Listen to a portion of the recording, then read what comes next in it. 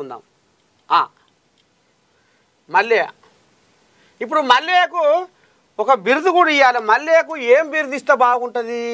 మల్లారెడ్డికి. మల్లారెడ్డికి తెలంగాణ జనాలు ఇప్పుడు ఒక బిరుదు ఇవ్వాలి. మీరు మల్లారెడ్డికి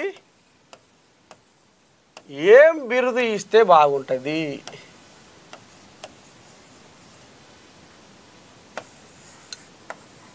ఇస్తే బాగుంటుంది మీరు కింద కామెంట్లో పెట్టాలి. ఏం బిరుదు ఇస్తే బాగుంటుంది అనేది మీరు కింద కామెంట్లో పెట్టాలి. ఒకటి మాయల మల్లారెడ్డి,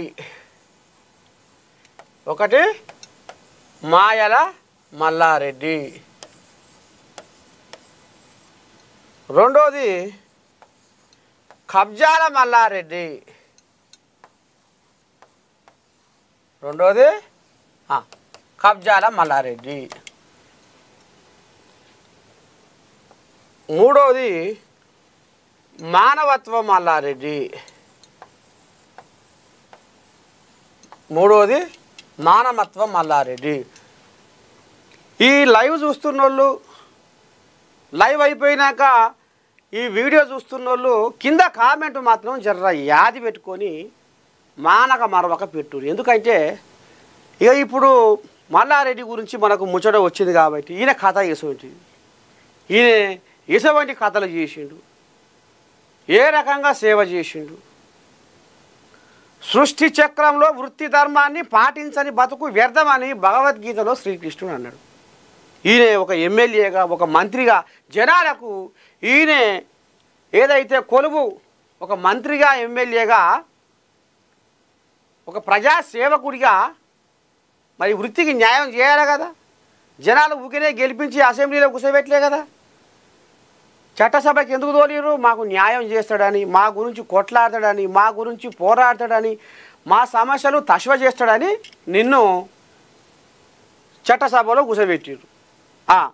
అందుకనే ఇప్పుడు మల్లె భాగవతం ఏంది, మల్లెకు ఏం బిరుదు ఇస్తారో మీరు ఇవ్వాలి. మల్లారెడ్డికి ఏం బిరుదు ఇస్తే బాగుంటుంది అనేది ఇప్పుడు మీరు కింద కామెంట్ మాత్రం తప్పకుండా పెట్టాలి. ఒకటేమో మాయల మల్లారెడ్డి, రెండవది ఏమో కబ్జాల మల్లారెడ్డి, మూడోది మానవత్వం మల్లారెడ్డి. మీకు ఏది అనిపిస్తే అది. అయితే ఇక ఇప్పుడు ఈయనది మనం అసలు భాగవతానికి పోతే ఈయనే స్వయంగా రేవంత్ రెడ్డి అన్నాడు. స్వయంగా రేవంత్ రెడ్డి అన్నాడు. ఏమన్నాడు? గుండ్లపోచంపల్లిలో, గుండ్లపోచంపల్లిలో స్వయాన మాయల మల్లారెడ్డి, నేనైతే ఇదే అంటున్నా. సరే మీకేమనిపిస్తుందో కింద కామెంట్ పెట్టండి.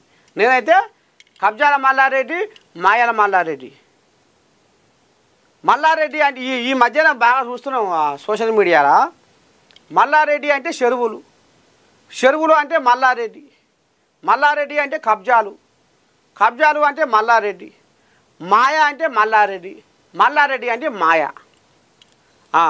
ఇక ఇది నేను సోషల్ మీడియాలో చూస్తున్నా కాబట్టి అనవలసి వస్తుంది. ఇది రేవంత్ రెడ్డి అన్నాడు. ఏమన్నాడు? అయ్యా స్వయంగా ఆయన కాగితాలతోటి సహా మీడియా ముందు బయట పెట్టిండు. గాపొద్దు గుండ్లపోచంపల్లిలో శ్రీనివాస్ రెడ్డి అనేట ఆయనే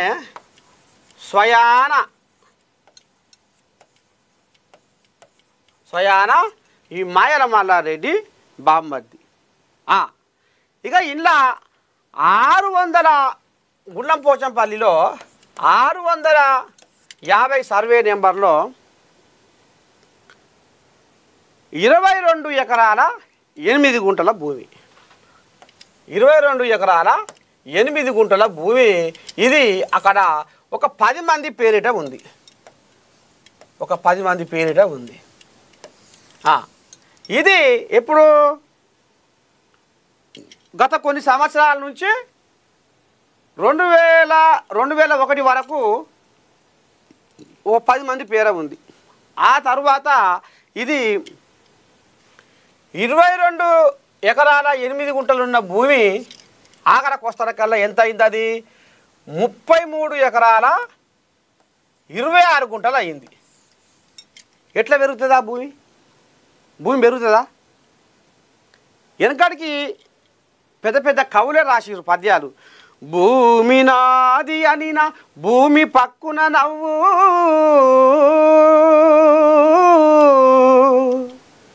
అరే ఈ భూమి నాది, ఈ భూమి నాది, ఈ జాగ నాది, ఈ ఇల్లు నాది, ఈ మిద్దె నాది, ఈ మేడ నాది, ఈ భూమి నాది, ఈ నేల నాది. ఎట్టయితేరా నీది? ఎంతమంది వెళ్ళిపోయారు ఈ భూమి మీదకి వెళ్ళి? ఎంతమంది మారిరు ఈ భూమి మీదకి వెళ్ళి? ఎప్పుడు నేను నీ చేతుల్లోనే ఉంటానా నేను? ఎంతమంది? అయితే 22 ఎకరాల 8 గుంటలున్న భూమి 33 ఎకరాల 26 గుంటలు ఎట్లా అయింది? భూమి పెరుగుతుందా? మరి పెంచుతాడో ఏమో మల్లారెడ్డి మంత్రాలు చేసి. ఇక ఈ కథ ఇంట్లో ఇప్పుడు మల్లారెడ్డి 16 ఎకరాల పైసలకు భూమి శ్రీనివాసరెడ్డి పేరిట పొతం పట్టించిండు. ఇక పొతం